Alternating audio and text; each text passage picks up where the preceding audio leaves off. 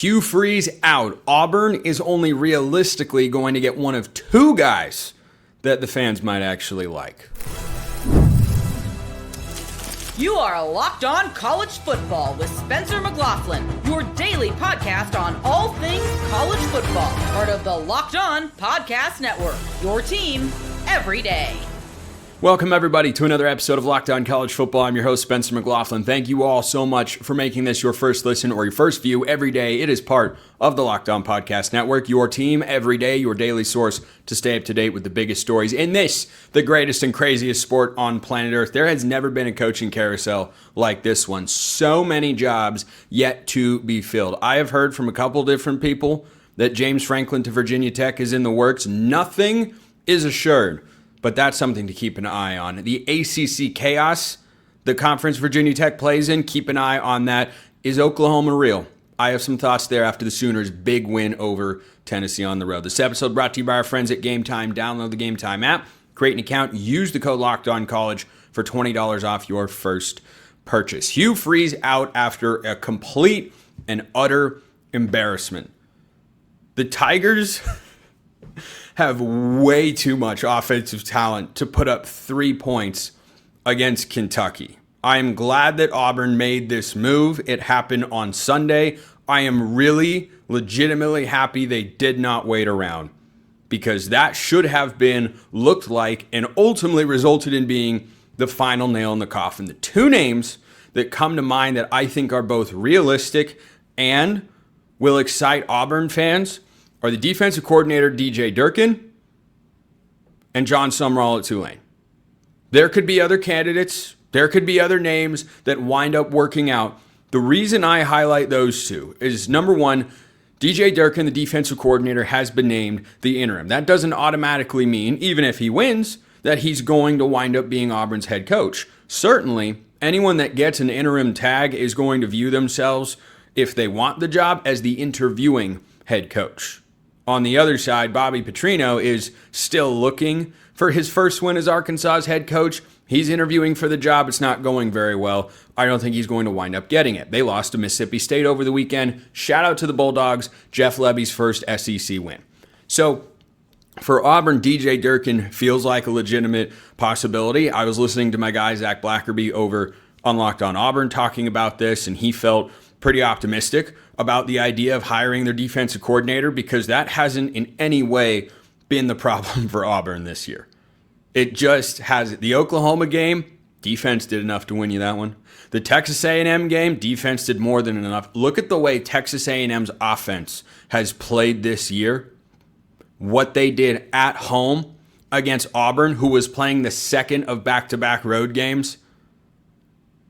And you just will continue to, the more you look into it, the more you watch Auburn's defense, the more you will think, yeah, DJ Durkin could be a legitimate candidate here. Now, he's been an interim head coach before. He's also been a head coach before, which had, you can look into what happened with DJ Durkin at Maryland and form your own opinions. I don't want to dive into all that sort of stuff. But Durkin was the interim head coach at Florida for a game. He won that game, didn't automatically get him the job, but he didn't have as much time at Florida as he's going to have here at Auburn. They have Vanderbilt and Alabama on the schedule. The way that I look at this, if you want to see DJ Durkin as a legitimate candidate for the Auburn head coaching job, I think that is a valid opinion to have. From a football standpoint, he has shown you a lot as the defensive coordinator to make you feel good. There would be some roster continuity for a roster that is not the problem. There is not a lack of talent down there at Auburn, just like there isn't a lack of talent at Florida. There is a lack of competent coaching. And so if he goes forward as the interim and wants to get the head job, for me, if I were an Auburn fan, I am not, but contrary to what some Auburn fans might think, I don't hold some massive disdain for the Tigers program. I would want to see him win both of those games. If he does not win both of those games, then I would not hire DJ Durkin. You might think that's too high of a standard. That's fine. It's your right to feel that way. But if you're giving someone a small sample size, it needs to be overwhelming. If they wind up beating Vanderbilt, but they lose to Alabama, would you hire DJ Durkin as defensive or from the defense coordinator to be the head coach? I would not. I'd see if he would stay as defensive coordinator. Maybe he wouldn't. And that's a sacrifice I'd be willing to make if that winds up being the trade-off. And Durkin would be a hot commodity in the coaching carousel for a defensive coordinator job. But if I'm going to hire someone based on a condensed season, essentially just a few games, it has to be such an overwhelming turnaround that you'd struggle to not hire. If you have any indecision whatsoever, it reminds me of a rule that, sometimes people ask me about, or I think about when I'm in the broadcasting space, and that's, hey, do you think this is okay to say on air? Do you think that this story's okay, or this joke, or this anything like that? My rule with that is if you have to ask, err on the side of caution and say no. In this instance, if you have any hesitation about DJ Durkin after the next few games when the regular season has played itself out, if you have a reason to say no, you should, because the sample size is so small.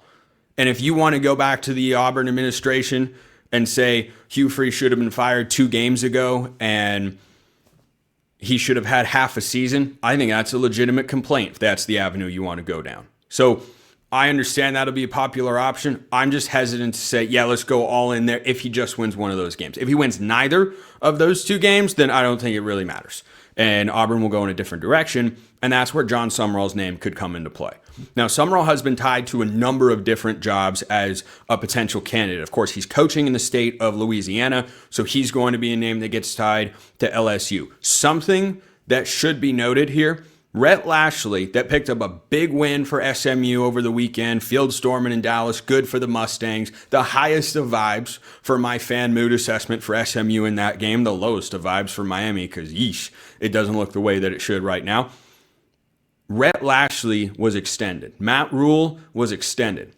Where is the Lane Kiffin extension? All these other coaches that are committing to their spots are getting the extensions right here, right now. Cignetti, after he beat Oregon. Matt Rule, before the Penn State thing could get off the ground. But on the Lane Kiffin front, all quiet. All quiet there. Doesn't guarantee he's leaving. It definitely guarantees the likelihood of him not being at Ole Miss next year. I'm sorry, Ole Miss fans, is a lot higher than 0. I'm sure they know that. I hope I'm not breaking any news to you there. But for Auburn, yeah, Lane Kiffin would be your ideal height. If Lane Kiffin is leaving Ole Miss, he's not going to Auburn. He's going to Florida or LSU. There is no world in which you would take the Auburn job, which is a good job. I'm not trying to sit here and say Auburn's a horrible job. It isn't. You would never, I don't know how, unless you're an Auburn alum, you take the Auburn job before you took Florida or Ole Miss. So you can just take Lane Kiffin and you can put him off the board and say, nope, that's not an option. But if that's the high priority target for LSU and Florida in particular, which I know that it is for the Gators, then Jon Sumrall, if you can find a way to go again, I would. I think Jon Sumrall is a really good football coach, has got a lot going for him, not just at this job, but at his previous job. The word on him in the industry, it's really, really good. I think those are both realistic options for Auburn. If you think that I'm overlooking one particular candidate, hey, let me know in the comments below. But Hugh Freeze is out. This is a move that had to happen. In year 3, it was going in the wrong direction. I never liked the Jackson Arnold move because it was too big of a gamble. He rolled the dice. He came up with a 7 craps, clear the board.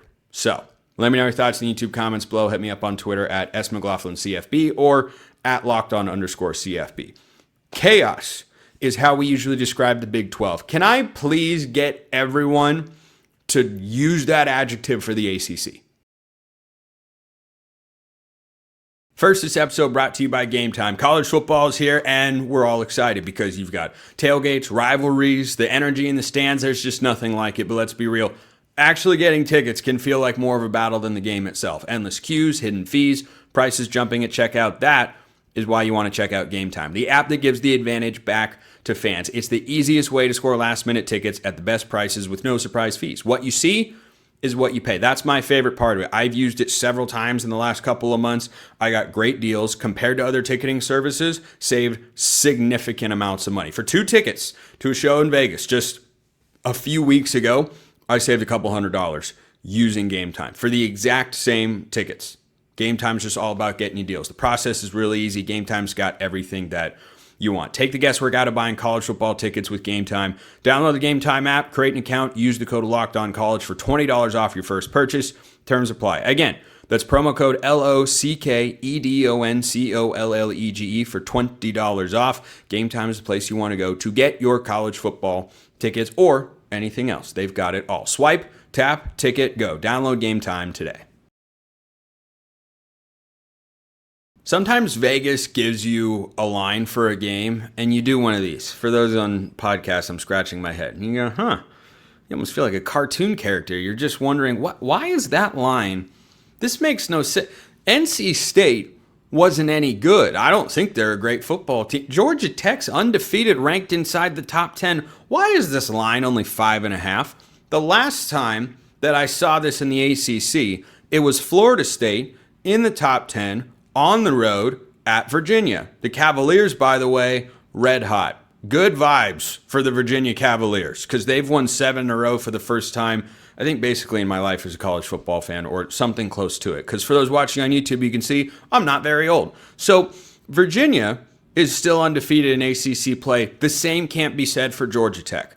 They lose to NC State, and this was one of those lines. Why didn't I make it one of my best bets? I don't know, because everything was there on paper.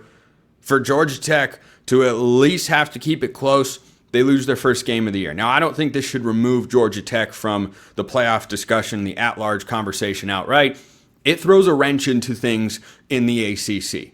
Going into last week, you had Virginia and Georgia Tech unbeaten playing on the road. Georgia Tech loses. Virginia almost did, but was able to hold on for a 31-21 win against Cal. And boy, the Bears just feel a little lifeless at the moment. There could be another Power 4 job available if things continue to spiral in Berkeley. But do you realize that the Virginia Cavaliers are the only undefeated ACC team in the conference right now? And right behind them is just a mountain of chaos. Because you have Georgia Tech at 5-1. Overall records matter not. You have Pitt at 5-1. Do you know the last time that I talked about Pitt here on the show? I remember it very well. It was the backyard brawl, which feels like a lifetime ago. It was also one quarterback change ago. Things have gone well for Coach Narduzzi and the Panthers in that regard. But Pitt is sitting there at 5-1 in ACC play. And the last time I talked about them, I said, I don't think they're winning big against West Virginia. Take the point. And West Virginia beat them. Huge moment for Rich Rodriguez in that particular game in his first year in Morgantown. And Rich Rodriguez, I think, is going to be just fine going forward for whatever it's worth. But that's the last time Pitt came up. Here they are, 5-1. The ACC, like the SEC, and thankfully we won't have this after this season, only plays 8 conference games. Georgia Tech and Pitt have 2 conference games left, and they've both got 1 loss. Just throwing it out there. You've got Louisville at 4-1. You have SMU at 4-1 that sent Miami all but out of the picture for the ACC championship and probably the college football playoff. We'll see if they have that win over Notre Dame, which is holding up well over time. But Duke is also in the mix here at 4-1 because they had a crazy ending over the weekend on the road. They beat Clemson 46-45. Dabo Swinney was critical of officials and was fined for it. And I'm not going to get on here and opine about the call. I am going to opine about the fact that coaches can't criticize officiating because this is one of my biggest gripes with college football, of which there are several, which my everydayers know out there. I love the sport. It is great. It's crazy, and improvements need to be made. The inability for officials to be held publicly accountable for their actions, which impact lives, careers, millions of dollars, and whatnot, to me is patently absurd. It is completely and utterly ridiculous. But if you say something about it as a head coach and say, this is not okay, this is not good, you get fined. And the ACC comes out and says, we don't condone what Dabo Swinney just did. They are the most protected and coddled group of professionals I can ever remember. It's truly ridiculous to me. But anyway, that's a little bit of a sidebar. So that's the ACC outlook. Virginia undefeated. Georgia Tech 5-1, Pitt 5-1, Louisville 4-1, SMU 4-1, Duke 4-1. It is not out of the realm of possibility that there is a bid stealer in this conference. You could see it in the Big 12 as well. The SEC is starting to beat up on each other a little bit. And the discussion or debate about whether a 9-3 SEC team with the right schedule should get into the playoff is going to pop up. But that argument gets weaker if you have two teams with 11 or more wins that are not conference champions in the Big 12 and the ACC. They could be seen as what teams that go on a magical run in March for college basketball are, bid stealers. Because if they don't win and get the automatic berth, well, then they're not getting into the playoff. But then if you get the automatic berth, well, here you go. And that could knock somebody out. The ACC has every possibility. Now, there's still a good amount of football. We've got basically an entire month of November still to go. We have had but one Saturday in November. Rivalry week still has to show up. A lot still has to play out here. But the ACC, I think even more than the Big 12, is the chaos conference, because I see the Big 12 starting to separate a little bit. You've got BYU and Texas Tech at the top. You've got Utah a notch below them, but certainly playing good ball, who just absolutely blasted Cincinnati. I've got more thoughts on the Utes tomorrow on the show. But what a day for the Utes, man. Rice-Eccles at night. Every game should be at night at Rice-Eccles. It just hits different. That is just a phenomenal crowd. Utah sports fans, really good across the board. So, the ACC has such an ability. Louisville is still a one-loss team. Virginia is a one-loss team that lost their non-conference game to NC State. Might hurt their at-large resume, but again, we saw last year with Indiana, with SMU, even if the SEC homer crowd wants their 9-3 teams in over 11-1 or 11-2 Power 4 teams that have what they see as weaker schedules, the committee showed us last year they're not going to just acquiesce to the SEC's request. So Georgia Tech losing didn't surprise me in a major way. I didn't think they were going to go 12-0. I did think they would find a way to win this game because NC State is in this kind of in-between. Is Dave Doran going to stick around, or is he not sticking around? Are they a good team? Are they not a good team? Things just kind of go back and forth and get kind of wonky there. But Georgia Tech, if they wind up, think about the collision course that's being set up right now. Georgia Tech and Georgia. I mentioned this game, I think it was last week, maybe the week before here on the show. Georgia Tech, the last week of the regular season, rivalry week, could go to Athens. Or excuse me, I believe the game is in Atlanta. I might have that wrong off the top of my head. When they play Georgia the last week of the regular season, that could be a play-in game because the Yellow Jackets will be done. Their ACC championship game fate will be sealed. English is hard. But what if Georgia Tech loses again, misses the ACC title game? 10-2 with a win over Georgia? You can't leave that team out of the playoff. No way. I don't think that would happen. I'd hope it wouldn't happen. I'm trying not to get ahead of myself because I spent all offseason talking about this sport, and it's so great and it's awesome, and I can't wait for the season to come around. But man, the stakes of certain games in rivalry week could be really, really good. Really, really good. The ACC is the Chaos Conference. Is Oklahoma real, or did they just expose Tennessee? First, this episode brought to you by FanDuel. The NBA is back, and there's no better place to get in on the action than FanDuel, the official sports betting partner of the NBA. Even if you missed the start of the game or want to ride the hot hand, FanDuel has live bets on everything from who will score next to fourth quarter comebacks. Plus, you can even combine your live bets into a same-game parlay for a shot at a bigger payout. It keeps every game exciting, especially when your team is making that late push, like my Portland Trail Blazers. So, my best bets had a little setback over the weekend because a winning week was in the bag using the lines provided by our friends at FanDuel. And Cal inexplicably driving for the win, down by 3 throws a pick six on the first play. The defender could have got, these are the sorts of bad breaks you can get. But if you think I'm going to be prone to that, which I have been this year in my best bets, which remain under 500, but I remain persistent, fear not, I will get it there.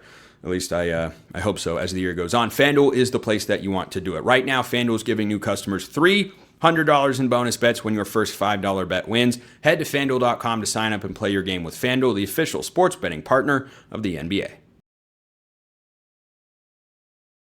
Buy a lottery ticket, alert the press, call somebody that can broadcast the message all over the world, which technically this podcast is. Oklahoma had another 100-yard rusher, and it wasn't John Mateer, though he ran for 80 in this game. I can't believe it. I can't believe it. John Mateer is still not throwing the ball. The injury with his thumb on the throwing hand is clearly impacting him. How could it not? If you told me before this game he would average 5.5 yards per attempt, go 19 for 29, and a pick with no touchdowns, I would have said, oh, well, yeah, this game's playing out exactly how I thought it would. Tennessee's going to beat Oklahoma. Yeah, good for the Vols. No, not good for the Vols, who, by the way, were wearing the best uniforms in all of college football over the weekend. Tennessee's blackout uniforms, dark out, night out, whatever you call it. They're beautiful. They're simply beautiful. It's a spectacle. It's a beautiful thing to watch. And yet, all those fans at Neyland Stadium went home disappointed because, once again, Joey Aguilar throws for a lot of yards. They did not run the ball particularly well. What do you know? What did I talk about all last week? In all these big games, hey, team that runs the ball better is usually going to wind up on top in all these particular matchups. And that's one of the reasons I like Tennessee. They've been a better rushing team than Oklahoma this year. It's why I liked Vanderbilt over Texas. They've been a better rushing team than the Longhorns consistently this season.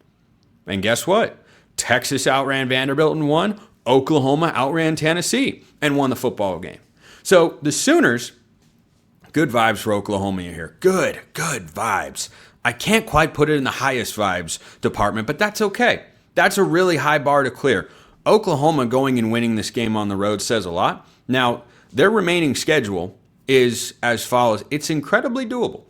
Incredibly doable. Oklahoma is setting up with this win over Tennessee to potentially be one of those 9-3 SEC teams that people want into the college football playoff. I will not grant them that because I place value on the outcomes of regular season games. So I can tell you right now, the likelihood I'd put a 9-3 team in the college football playoff is somewhere around 2%, like the milk. So, which is the best type, by the way, for those that understand. But Oklahoma has to go to Alabama and win. If they do that, they'll probably be in the playoff. Heck, maybe even then at 9-3, I'd put them in the playoff. Because if you win back-to-back games at Tennessee and at Alabama, that's a pretty impressive slate. Do I think Tennessee's great? No. Do I think Alabama's great? Yeah. Now I think they are. The Sooners have a bye to hopefully get John Mateer's thumb as healthy as they possibly can. But then they close with Missouri and LSU, and both of those games are at home. If Oklahoma beats Alabama, they will be in control of their own fate to make the playoff. If they lose to Alabama, that will not and should not be the case. And they will think back to losing to Ole Miss at home or losing to a Texas team that had been struggling mightily, and you ended up igniting the Longhorns offense onto a run of sustained success, it appears. Not that Texas's offense did a ton in Red River this season, but that got the ball rolling for Texas in the second half of their season, and the Longhorns, with an easier schedule than you, control their own destiny to make the college football playoff. That's got to sting Oklahoma fans a little bit. The good news for the Sooners, they also control their own fate. It's just that they have to play at Alabama, though Texas has still got to play Texas A&M. And Texas A&M is a darn good football team. So this is a really good win for the Sooners. This is one I talked about going into the week that Brent Venables had more pressure in this game than Josh Heupel did, because Tennessee is now trending towards the sort of season that I expected them to have before the year. And I've kept them ranked because I've given them credit for the outcomes that they've gotten on the field. And they might not lose the game the rest of the season. They've got New Mexico State, Florida on the road, which always gets weird for them. But hey, Florida's not very good. But it's in Gainesville. They'll be fired up. I don't know. Maybe. And then they play Vanderbilt at home. I don't think Tennessee can get to the college football playoff. I don't. Because they are correctly in my top 25 on the brink of falling out. They lost by 3 to Georgia. The Alabama game was closer than you thought. That outcome definitely matters, though, and is a big reason why I have them as low as I do in my top 25, which is at number 24. And then they lose again close to Oklahoma. Well, that's good and fine, but you look at Tennessee's schedule, where the quality wins. At the end of if they win the rest of their games, they'll be 9-3. Their best win will be against Vanderbilt, who's a good team. Who we've also seen is maybe not the greatest, and I don't think it's even a guarantee that Tennessee beats Vanderbilt. I think they should, but they should have beaten Oklahoma over the weekend. So this is, I'm not going to put my mood assessment for Tennessee fans after this game at the very bottom of the rankings here, of my 5-point scale, but this is, if there's like a double bad vibes, I would give that to Tennessee. Because for you to look up at the end of this year and go, wow, twice at home, the defense allowed over 30 points. It's one thing for it to happen on the road, and you had the pick 6 before the half. Like that's when you just got to chalk up to, okay, it's college football, this is hard. But 33 to Oklahoma, that's not okay. 44 to Georgia. Georgia's a good team. Georgia's not a world beater, not the way they have been in the past. So Oklahoma feels really good, and they control their own path to the playoff. I don't think Tennessee can get there. I don't think Tennessee should be able to get there. Coming into the season, I thought they'd be an 8-win team. That's kind of the way they look. Maybe they'll win the next 3. Maybe they'll beat both Florida and Vanderbilt. I wouldn't be surprised if they drop one. So definitely a bad outcome for Tennessee, but still, I am overly, majority, I should say, plurality, however you want to phrase it, optimistic about the outlook of the Tennessee program because of everything that went down in the offseason, and for the Vols to still look this way going forward, I think you'd still feel good. You should feel good. That's what I'm telling Tennessee fans. You should still feel good going forward, even though you're not going to make the playoff and you had every opportunity to do so if you'd just been able to beat Oklahoma at home. But you let them walk into Neyland Stadium and put up 192 yards on the ground. This is not an Oklahoma team or an offensive coordinator that is built or constructed to run the ball that effectively, especially on the road. They just shouldn't be able to, and yet they were. And Joey Aguilar is real productive, having an awesome season, fun story, turns the ball over too much. Every game you look up, Joey Aguilar's had some turnovers that have led to points in a close game, and that's proved to be the difference from time to time, as Tennessee fans well know by this point. So the Vols fall to 6-3. There's some debate about whether they should be ranked at this point in time. I don't have that big of a problem with it. I have them in my top 25, barely. They could very easily get replaced by someone that has a win and pushes them out. Not necessarily that they would do anything wrong in that regard. But I think Oklahoma is in a spot where they control their own destiny going forward. But to bring this back to the Sooners to wrap this segment, I still don't fully buy Oklahoma. I don't. I do not believe they're going to win the rest of their games. I think 9-3 is the best outcome that they're going to have going forward. If they go 10-2, you will see me on this show say Oklahoma should be in the playoff, no questions asked. Absolutely, 100% done, signed, sealed, delivered. I don't believe they are going to get there. They look like a team, again, somewhat like Tennessee, but different situations. They've taken the step forward that I wanted to see to assure me that, okay, Brent Venables can stay as the head coach. They have not taken the step forward to such a degree like Indiana has, to where I go, oh, that's a team that can contend. I think Oklahoma is a good team. I do not believe they'll wind up in the playoff at the end of this season. And my guys, Jay Smith and John Williams over at Locked On Sooners, probably won't enjoy hearing that. But that's the way it's going to play out. Appreciate everyone listening. I'll see you next time. And until then, hope you all have a wonderful rest of your day.